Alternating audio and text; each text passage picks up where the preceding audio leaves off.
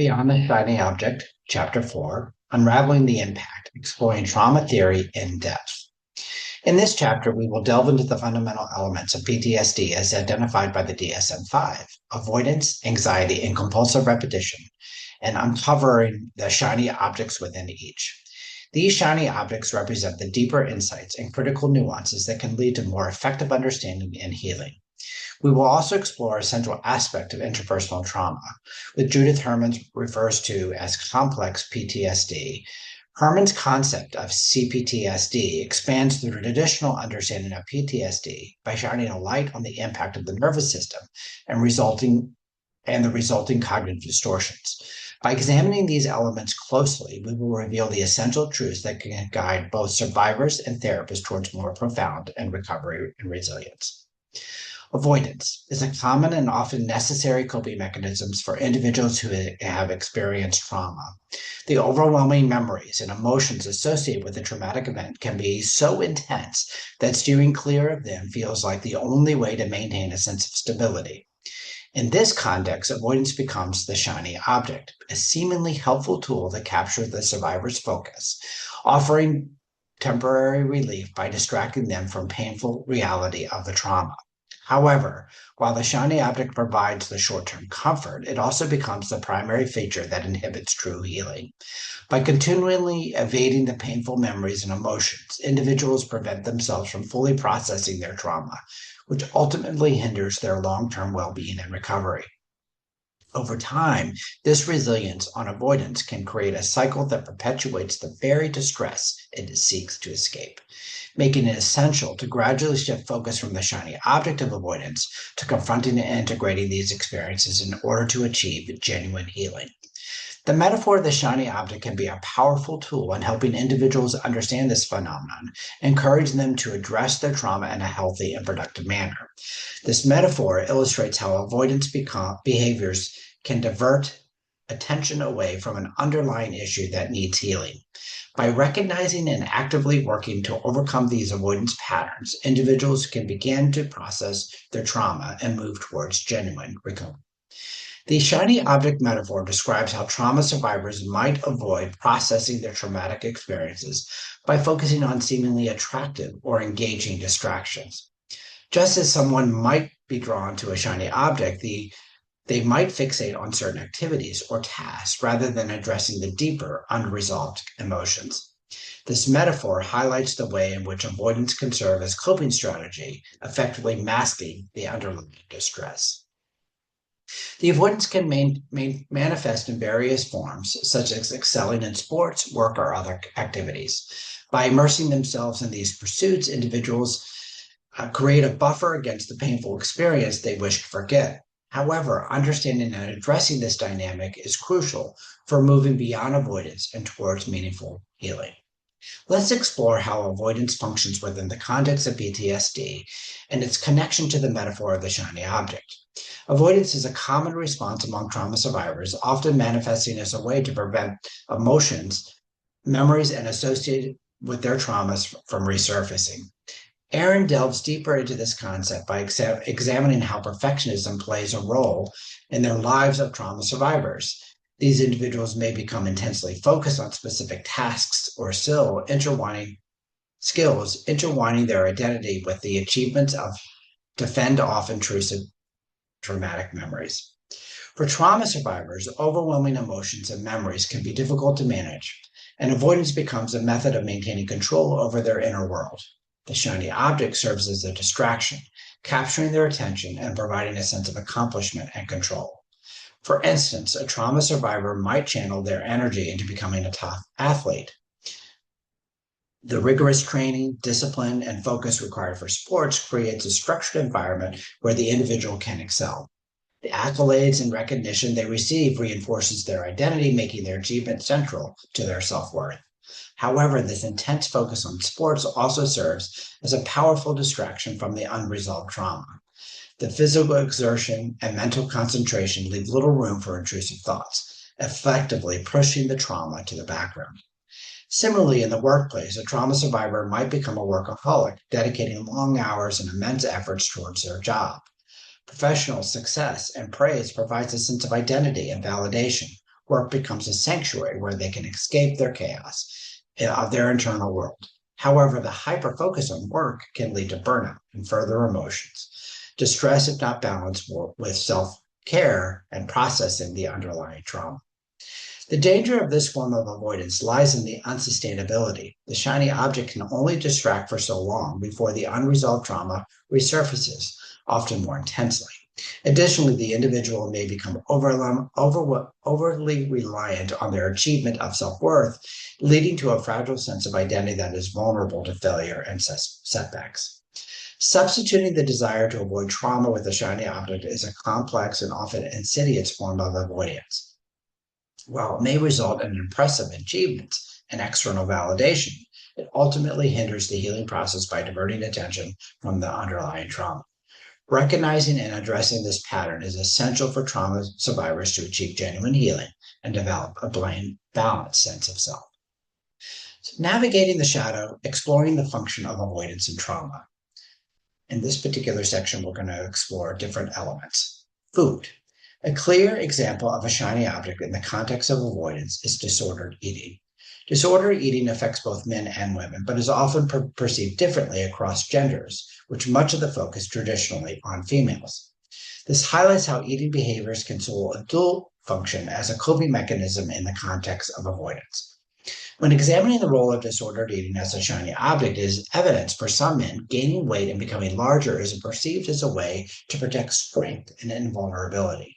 This physical transformation can reduce the perceived risk of being harmed again, as increased size and more intimidating appearance creates a protective barrier. Additionally, weight gain can make them less attractive to potential offenders, further enhancing the sense of safety. In this way, disordered eating can serve as a form of avoidance, allowing men to control how they perceive and to create a sense of security through their physical appearance. Another significant function of food in context of avoidance is its connection to the brain's reward system. Certain foods, particularly those high in carbohydrates, trigger a dopamine response that temporarily alleviates emotional distress. Trauma survivors, food can be a source of comfort and a means to numb emotional pain. The act of eating, especially foods that provide a quick dopamine rush, offers short-term relief in anxiety and depression. However, the reliance on food to regulate emotions can lead to an addiction, where eating becomes a way to avoid dealing with the traumatic memories. Disordered eating patterns, such as binge eating, can serve as a distraction from processing thoughts and feelings associated with trauma. The intense focus on food and eating behaviors can keep the mind preoccupied, preventing the intrusion of traumatic memories. However, the avoidance strategy comes at a significant cost. Over time, disordered eating can lead to several physical and psychological health problems, including obesity, diabetes, heart disease, and increased emotional distress. While food may act as a shiny object that helps survivors avoid confronting their pain, it ultimately perpetuates a cycle of avoidance that hinders healing and leads to further complications. Recognizing this pattern is crucial for addressing the underlying trauma and fostering long-term recovery. Substance use. One of the most prevalent forms of avoidance that men present in treatment is substance use. While we explore this topic in greater depth later in the book, it is essential to address its role in avoidance now. Substance use often serves as a shiny object for men dealing with trauma, a way to distract from temporarily escaping their emotional pain. Beyond mere avoidance, substance use also fulfills a deep-seated need for belonging, especially in communities that society might view as deviant or flawed. This perpetuates the internalized belief that many survivors of interpersonal sexual trauma hold, but they are somehow defective and therefore only truly believe with others who are similarly defective. Research has shown that men are more likely to turn to substance use as a coping mechanism following sexual trauma compared to women. While women more commonly report depression in response to trauma, men often gravitate towards substance use as a means of avoiding their emotional pain and reinforcing a socially constructed image of toughness and resilience. This behavior is not only about avoiding the pain, it's also about finding a place where they feel they belong, even if it's a place within a group that society views as less than.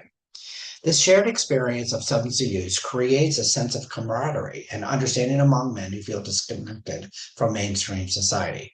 For many, the environments offer the only sense of belonging they have, even though behaviors that unite them often are self-destructive. Societal perceptions of those who engage in substance use as deviant only reinforces the belief that they are defective, further entrenching their resilience or reliance on these communities. The need for belonging extends into recovery. In many 12-step programs, the identity of I am an addict provides a new form of belonging, a community where individuals share struggles and a commitment to sobriety. However, the intense focus on maintaining sobriety can sometimes become another form of the shiny object, an outward goal that distracts from addressing the deeper underlying issue that led to the substance use in the first place. While the achievement of sobriety is undoubtedly crucial, especially for individuals with compulsive nature where avoiding substance use is essential for good mental health, can also serve as a way to avoid exploring the root causes of the addiction. By concentrating solely on not using the substance, individuals may bypass the necessary work of understanding the trauma, emotions, and patterns that initially drove them to the substance use. This focus on sobriety, while beneficial in preventing relapse, can sometimes perpetuate the avoidance of deeper healing. The 12-step model offers invaluable support and pathway to recovery, but it also highlights the complex interplay between identity, belonging, and the need to confront the underlying psychological wounds. In this context, sobriety itself can become a shiny object, an important achievement that, if not accompanied by deeper therapeutic work, may leave the core issue unresolved. It is essential for recovery to include not just the cessation of substance use, but also a thorough exploration of function that substance use served, allowing individuals to address the underlying trauma and emotional pain that continues to impact their lives. For men who adopt hypermasculinity behavior as a means of coping with trauma, substance use can serve as a way of projecting strength and toughness. This allows them to avoid confronting vulnerabilities by rejecting any sign of weakness. Yet, this strategy comes at a significant cost. By clinging to a substance use and hypermasculinity, they often delay or avoid seeking help, as doing so would require them to face the very vulnerabilities they are trying to suppress. In contrast, women who experience trauma may more readily seek help to express their emotions, leading to different coping strategies and recovery paths. Understanding these gender differences is crucial for developing effective interventions. Ultimately, substance use and hypermasculinity serve as barriers to recovery, preventing men from engaging in the healing process. Mental health professionals must recognize the way in which avoidance, the need for belonging, and societal gender norms intersect, creating strategies that encourage men to embrace vulnerabilities and seek help. By fostering a healthier, more balanced expression of masculinity, we can support men in their journey towards healing, helping them to find belonging in communities that promote growth and recovery rather than perpetuating the cycle of avoidance and pain. Thrill-seeking behaviors. In the realm of hypervigilance, another form of avoidance intertwined with anxiety for men emerges, the fight response. For trauma survivors, especially those constantly on high alert, the mind is perpetually scanning for threats, interpreting even minor provocations as potential dangers. This heightened state of readiness serves as a way to avoid the feelings of helplessness and fear that often accompanies trauma. Maintaining this state of vigilance feels necessary, a form of avoidance that offers a sense of control in a world that seems perpetually unsafe. For some men, this need for control manifests in the pursuit of high adrenaline activities, driving recklessly, skydiving, or engaging in extreme sports. These behaviors serve as a dual purpose. They offer an escape from the pervasive sense of fear while also allowing men to assert control over their environment. The thrill of speeding down a highway at a dangerous speed, jumping out of an airplane, or pushing the limits in extreme sports provides a temporary reprieve from the anxiety lurking beneath the surface.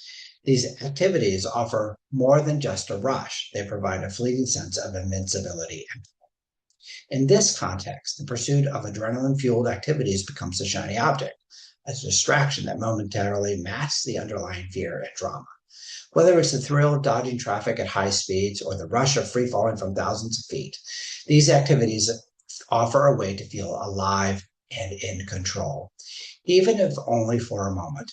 However, this relentless chase for the next thrill, while it may appear to embody toughness and strength, ultimately serves as a distraction from the deeper work of healing. The line between calculated risk and genuine danger become blurred as the need to conquer fear through these intense experiences overshadows the need to address the root cause of that fear. Dissociation. On the other hand, hypervigilance lies hypervigilance, a state often described as drifting on a foggy sea where the world feels distant and muted. This diminished alertness and awareness is closely tied to the freeze response, a form of dissociation that functions as a mean of avoidance. Imagine walking through a bustling marketplace, but instead of being engaged with the vibrant sights and sounds, feel attached, as if observing everything from behind a thick pane of glass. In this dissociative state, the sense becomes dulled. The world becomes stripped of its colors and vitality, a shiny object that distracts and numbs, offering an escape from the overwhelming emotions. Physiologically, hypovigilance manifests in various ways. Muscles feel heavy and lethargic, as if weighed down by an invisible burden. The heart beats slowly, lacking the urgency and intensity of its hypervigilant counterpart.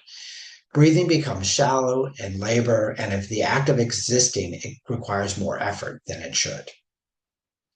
This state of dissociation also profoundly impacts the mind. Thought drifts like clouds across a hazy sky, fragmented and disjointed. Another example of behavior functioning to avoid pain. Concentration becomes a Herculean task, as if trying to grasp fleeting memories that slip through your fingers like grains of sand. Emotions once vivid and raw seem distant and inaccessible, locked away behind a heavy door. Yet within this fog of hypervigilance lies the allure of a shiny object, a form of avoidance, and provides a sense of calm. Dissociation, while it obscures the world, offers a temporary refuge from the relentless barrage of stimuli that often accompanies hypervigilance. This avoidance strategy functions as a sanctuary, a quiet escape where the mind can retreat from chaos. However, just like any shiny object, this sense of calm is a fleeting and deceptive mask, masking deeper issues that must eventually be faced to fully engage with the process of life challenges. Treating this form of avoidance can particularly be challenging because the very essence of dissociation is avoidance itself. It is incredibly adaptive and often intertwined with a man's sense of resilience and survival. For many, dissociation has been a vital tool, helping them navigate overwhelming situations and emotions.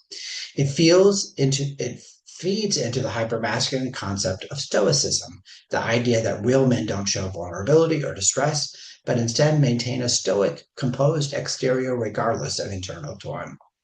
This stoicism is often admired and accepted by others as a sign of manliness, further reinforcing the dissociative coping mechanism as both effective and socially acceptable. Recognizing this coping mechanism as problematic can be difficult, and is deeply ingrained and often seen as a strength rather than a barrier to healing. Integrating the idea that the shiny object, while adaptive, may also be hindering their recovery, requiring a delicate, nuanced therapeutic approach, one that honors their resilience while gently guiding them towards a more integrated and engaged way of being. In this way, therapy becomes not just about managing symptoms, but about challenging deep-held beliefs about what is meant to be strong, to be a man, and to heal. Fawn response. Another aspect of hypervigilance is the fawn response, where the instinct to appease and placate aggressors takes center stage, especially in the face of overwhelming threat. Imagine standing before a towering wave, knowing you can't outrun or withstand its force. Instead, you bow your head, bend your knees, and hope it will pass without crashing down on you. This response is deeply rooted in the need to prioritize safety, a survival mechanism that seeks to avoid harm at all costs. For men, particularly those who have experienced trauma or abuse, the fawn response can become a familiar strategy, a learned behavior that ensures survival is in treacherous situations. This behavior acts as a shiny object, offering a temporary sense of security by focusing on immediate safety and deflecting attention from deeper unresolved issues. In the business world, the fawn response can be particularly adaptive, manifesting as a need to maintain control by subtly manipulating others. It might involve excessive agreement or offering concessions, not out of genuine belief, but as a calculated tactic to avoid conflict and secure a deal. This approach often shifts the focus from finding a truly beneficial solution to placating the other party, and sometimes at the expense of one's own interests and integrity. The strategy can be highly effective in the short term, creating an illusion of harmony and cooperation. In a world that often equates masculinity with the ability to control outcomes and avoid vulnerability, the fawn response can seem like a powerful tool. It allows men to navigate complex social interactions and business negotiations while maintaining the image of strength and competence. However, the manipulation can ultimately undermine long-term success. The lack of sincerity in these interactions may lead to imbalanced agreements that fail to address the true needs of either party. For time, the fawn response can erode trust and breed resentment, so it becomes clear that the behavior is more about manipulation than genuine collaboration.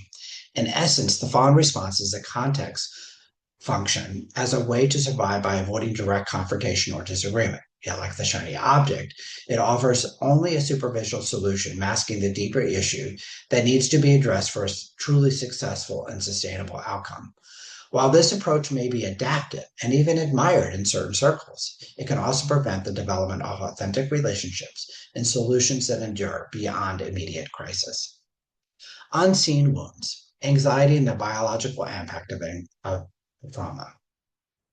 The second element that we will investigate relating to PTSD is anxiety.